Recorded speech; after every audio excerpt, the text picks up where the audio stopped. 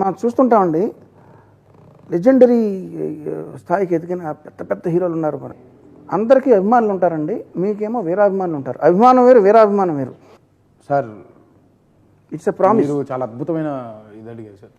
డెఫినెట్గా life long బతుకున్న నాళ్ళు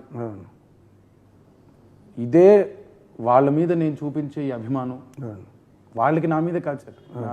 నా అభిమానులు ఎప్పుడు కలవడానికి వచ్చినా సార్, నా ఆఫీస్ తలుపులు కానీ నా ఇంటి తలుపులు కానీ ఎప్పుడు వాళ్ళ కోసం తెరిచి ఉంటాయి సార్.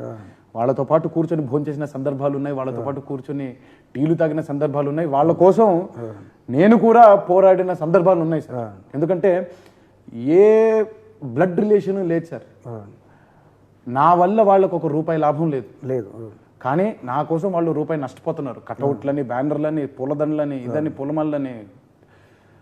సో ఏ విధమైన అనుబంధం లేకుండా కూడా, రక్త సంబంధం లేకుండా కూడా ఏర్పడిన ఈ అనుబంధం జన్మ జన్మలకి ఇలాగే ఉంటుంది. ఇంకా దీనికంటే మార్పు ఏది ఉండదు. నేను మిమ్మల్ని పోగొట్టుకోను, అభిమానులకు మీరు ప్రామిస్ చేసేది మళ్ళీ తిరిగి అభిమానమే. అంతే. అభిమానం, నా అభిమానం ఎప్పుడు వాళ్ళకు ఉంటుంది అంతే.